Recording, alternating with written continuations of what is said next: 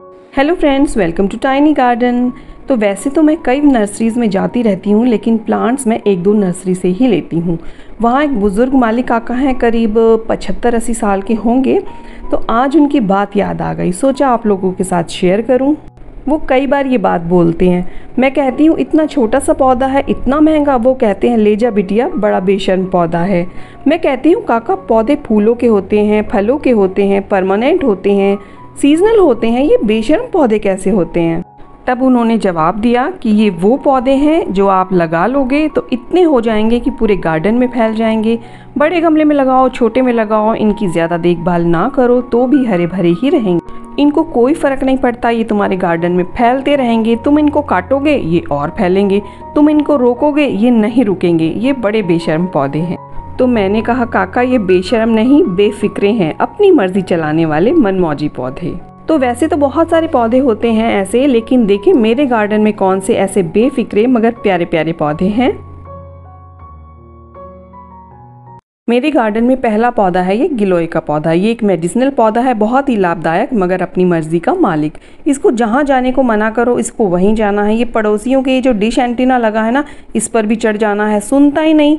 वो इसे हटाते हैं, इसे फिर वहीं जाना है।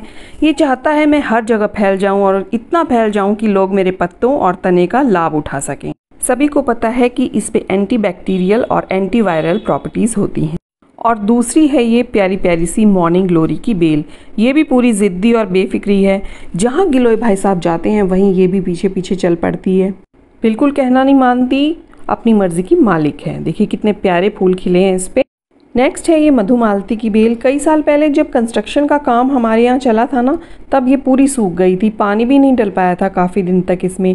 लेकिन फरवरी में इसमें अचानक नई ग्रोथ स्टार्ट हो गई और आज तक ये बहुत अच्छे से चल रही है। नेक्स्ट है ये टर्टल वाइन। तो ये तो कछुए की चाल से चलती रहती है। इसकी छोटी सी ब्रांच भी कहीं टच हो जाती है ना, तो वहीं से ये काफ़ी सारे फैल जाती है। तो इस तरह से मैंने थोड़े दिन पहले लगाई थी, तो काफ़ी अच्छे से ये चल रही है। तो ये जो आपको टैंक दिख रहा है ना, ये इसमें पूरी तरह फैल गई थी, लेकिन एक बिल्ली यहाँ आने लग गई है और उसने ये सारी अपने ऐसे पंजों से ना खुरच दी है। दिखाऊंगी वो बिल्ली भी मैं आपको। तो ये है एस्पैरागस फर्न। एक बास्केट से मैंने 5 बास्केट बनाई और अब इन 5 बास्केट से हम 10 बास्केट भी बना सकते हैं। तो बहुत ही प्यारा पौधा है ये भी इस लिस्ट में। ये है लालसा का पौधा। ये भी काफ़ी फैलता है, जितना काटो उतनी ही साइड से ब्रांचेस निकलती हैं। बहुत सारे पौधे हम इसके बना सकते हैं। देखिए पूरा सूख गया था, लेकिन अब कितना अच्छा चल रहा है। ये अगेव का पौधा तो 2 इंच का एक छोटा सा बेबी रास्ते चलते किसी गमले के नीचे लटक रहा था, मैंने लाकर लगा दिया। अब देखो कितना बड़ा हो गया है और इसके नीचे ढेर सारे इसके बेबीज़ बनते रहते हैं, बहुत सारे पौधे बन जाते हैं। अजवाइन का पौधा तो जहाँ लगाओ 100% ग्रोथ करेगा, खूब फैल जाता है। कोई फर्टिलाइज़र भी ज़्यादा नहीं चाहिए, बड़ा बेफिक्री पौधा है और बहुत ही खूबसूरत भी। नेक्स्ट है लैंटाना। मेरा पूरा सूख गया था, अब फिर से ग्रोथ स्टार्ट हो गई है। कटिंग से हम ढेर सारे पौधे बना सकते हैं। सदाबहार के पौधे को लोग पता नहीं क्यों इग्नोर करते हैं, लेकिन ये भी एक मेडिसिनल प्लांट है। ये तो अपने आप ही गार्डन में उग जाता है, बिन बुलाई आ जाता है। फूल इतने खूबसूरत कि बस पूछो ही मत। तो ये भी बड़ा ही बेफिक्री और बेशर्म पौधा है, इसको भी ज़्यादा फर्टिलाइज़र नहीं चाहिए। नेक्स्ट है मैक्सिकन पेटूनिया। बड़ा ही ज़िद्दी बेफिक्रा पौधा। देखिए बिल्ली कैसे आराम फरमा रही है। इसी ने मेरी सारी टर्टल वाइन ख़राब कर दी, लेकिन बहुत ही प्यारी बिल्ली है। रेन लिली के भी ढेरों बल्ब इसके नीचे बनते रहते हैं। इतने मैं बांट चुकी, इतने गमले मैंने उगा लिए, लेकिन ये रुकने का नाम नहीं लेता। देखिए वाइट कलर का खिल के जा चुका है। मोगरा को भी जितना काटो उतना फैलता है। ये मोगरा की बेल है मेरे पास, ये झाड़ीनुमा नहीं है, तो ये इसकी बेल बहुत फैलती है। 4 o'clock का पौधा भी इसके जहाँ बीज पड़ते हैं ये वहीं उगना शुरू हो जाता है। देखिए ये येलो कलर का है, बहुत ही प्यारा। ये पौधा मेरी नेबर ने मुझे रेड कलर का 4 o'clock बता के दिया था, लेकिन अभी तक मैंने इसमें कोई फूल नहीं देखा।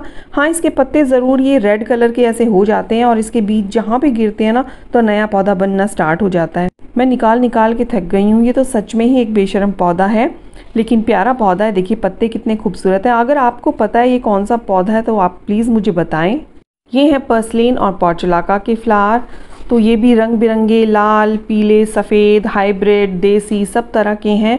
और इनकी आप ऐसे कटिंग लगाएंगे ना तो पूरे गार्डन को ये जंगल बना देंगे। इतने फूल खिलेंगे और इसको फर्टिलाइज़र भी ज़्यादा नहीं चाहिए है। बहुत ही बेफिक्री प्लांट है ये।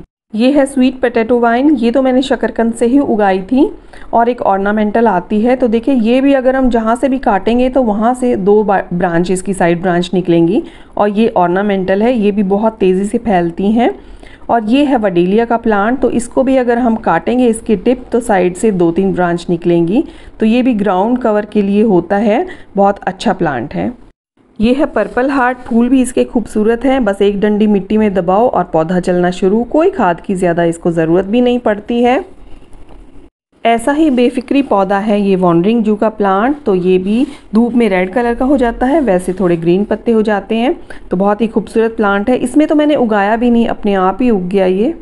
स्नेक प्लांट भी नए नए पप्स निकालता रहता है। बहुत हार्डी प्लांट है और कुछ ज़्यादा मांगता भी नहीं है। तो ये पीले वाला देखें आप कितना खूबसूरत लग रहा है। तो ये भी बहुत ही जल्दी से फैलता है। बोट लिली भी एक से ढेरों प्लांट बनाओ, 100% कटिंग लग जाती है। कहीं भी लगाओ, कप में, बॉटल में, छोटी जगह में, सब जगह चल जाता है।